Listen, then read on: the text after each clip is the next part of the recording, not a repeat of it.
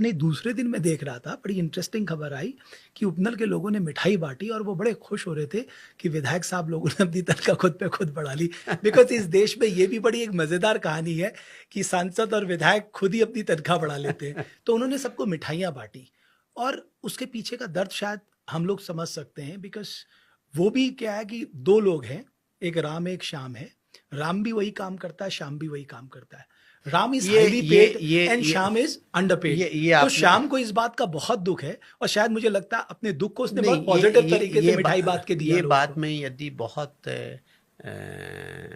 जिसे कहना चाहिए बहुत क्विक रेफरेंस के तौर पर बात करूं, तो मैं इसमें ये कहूँगा, और बाकायदा there is a legal support to the idea. Supreme Court अनेकों बार इस बात को कर कोर्ट्स कह चुके कि एक जैसे काम के लिए एक जैसा वेतन मिलना चाहिए। वेतन। समान काम, समान वेतन। समान काम समान वेतन। यहां पर बहुत भयंकर डिस्क्रिपेंसी है। यहां की जब आप डिस्क्रिपेंसी देखेंगे तो फिर आप वो एमएलए एमपी वाली डिस्क्रिपेंसी भूल जाएंगे।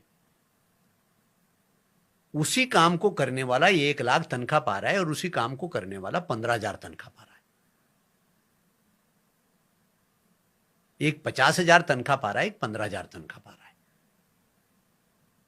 इसलिए आपको ध्यान होगा, इसी हाउस के अंदर जब माननीय मंत्री जी, सैन्य कल्याण मंत्री जी और उपनल का कोई एक सवाल था, तो मैंने स्पेसिफिकली पॉइंटेड प्रश्न उनसे पूछा था कि अभी तक ये कंफ्यूजन परसिस्ट करता है कि जो 18% जीएसटी है, वो जीएसटी हम उस गरीब कार्मिक से वसूलते हैं या वो जो सर्विस प्रोवाइडर है उससे करते हैं।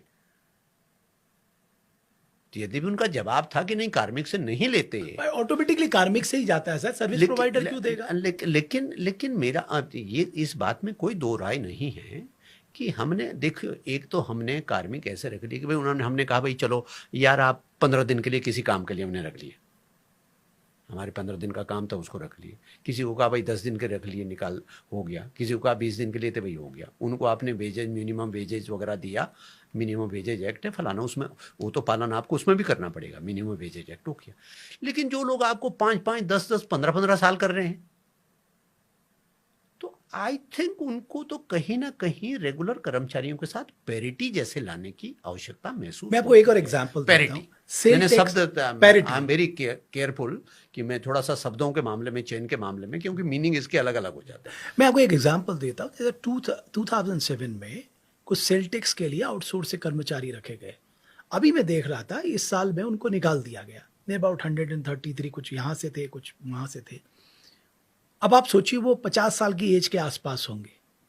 उनके अनुभव का शायद कोई मुकाबला कर भी नहीं सकता, या उनका एक्सपीरियंस जो उस काम में हो गया है। अब सोचिए उम्र के इस पड़ाव में वो सारे लोग निकाल दिए गए। सर ये तो मुझे लगता है कि इससे बड़ा इनजस्टिस और क्या हो सकता है? नहीं, बिल्कुल, मैं इस बात को कई बार, मुझे बहुत हॉन्ट करता है ये कि भाई या तो हम ये कहें कि हमने 15 साल इनसे कुछ नहीं कराया, ये नाकाबिल थे, या तो हम कहें कि 15 साल हमने इनसे कुछ नहीं कराया। और यदि 15 साल वो प्रोडक्टिव मेन पावर था, तो फिर भाई 15 साल बाद हम कोई मैकेनिज्म डिवाइस करें कि चलो भाई अब आप पारंगत हो गए, कम पढ़े लिखे थे, तो आपको लंबा समय दे दिया हमने ट्रेनिंग के लिए काम करते हुए। जैसा मैं पॉलिटिशियंस के लिए भी कहता हूँ, मैंने इस हाउस में भी कहा, उस दिन निधन के निर्देश पे भी कहा कि जनप्रतिनिधि का पढ़ा लिखा होना अच्छी बात है, लेकिन पढ़ा लिखा होना पर्याप्त नहीं है। वो जो उसकी जो ऑर्गेनिक ग्रोथ होती है, जो एक्सपीरियंस से लर्न करता है, वो बड़ी चीज़ है। तो ये कर्मचारी लोग यदि इतना कि ये एक्सपीरियंस से लर्न कर रहे हैं, तो कहीं ना कहीं पर इस बात पे तो विचार होना ही चाहिए कि कभी ना कभी तो इनको भी जॉब सिक्योरिटी की तरफ ले जाना पड़ेगा। बिल्कुल ले जाना चाहिए। मेरी व्यक्तिगत ये राय है, मेरी किसी को ये सलाह नहीं है, लेकिन मेरी व्यक्तिगत राय है कि अगर आप होते उनकी जगह में तो आप नेचुरली इस पे नहीं, हाइपोथेटिकल सवालों का मैं जवाब नहीं देता कि मैं कहता कि मैं होता, जो मैं नहीं हूं मैं होता, ऐसा मैं नहीं कहता, ठीक है। लेकिन मैं सैद्धांतिक रूप से, प्रिंसिपली वैचारिक दृष्टि से मैं ये मानता हूं कि जिन लोगों ने इतना लंबा समय सरकारी सेवाओं में संविदा पर ही सही, उनको हमें निश्चित रूप से जॉब सिक्योरिटी की तरफ उनके जॉब सिक्योरिटी के बारे में सोचना चाहिए, उस बारे में कदम उठाने की आवश्यकता है। सर, आपने रूल ऑफ लॉ मेकर को कहा, मैं वापस उस सवाल में इसलिए आऊँगा क्योंकि ये सत्र जो है मॉनसून का सत्र, वो 18 घंटे 9 मिनट चला। 9 विधेयक पास हुए, जिसमें से 2 प्रवर समिति को भी भेज दिए गए, उसमें आपका इंटरवेंशन था। तो आप सोचिए, दोनों में नहीं था मेरा, हाँ, एक सरकार ने खुद ही भेज हाँ, दिया। 9 विधेयक 18 घंटे 9 मिनट में क्वेश्चन आर भी हुआ होगा, है ना? Matter under rule, matter urgent importance के मैटर भी उठे होंगे।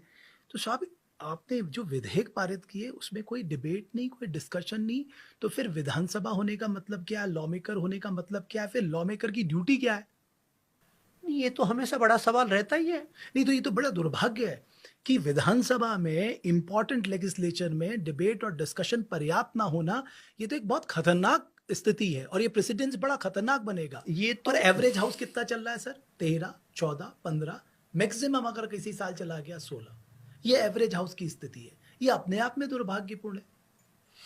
देखिए, इसके 2-3 पहलू हैं। एक तो चलो अच्छी बात है, मैं धन्यवाद करूंगा मुख्यमंत्री जी का कि उन्होंने इस बार कहा कि भाई कोशिश करनी चाहिए अगले बार कम से कम 10 दिन का सत्र चले। हाँ भाई, कोई लोग भी कह रहे हैं तो टूरिस्ट बन के जा रहे हैं, इन्होंने पिकनिक स्पॉट बना दिया गैंडसैंण को, जाते 2 दिन, जाने की जल्दी और आने की भी जल्दी, कि कितनी जल्दी भागें। सर, ये सच बात नहीं है कि वहां पर ज्यादातर लोग इस बात में रहते हैं कि बस हम कितनी जल्दी नीचे उतर जाएं। ये भी रहता है, और दूसरा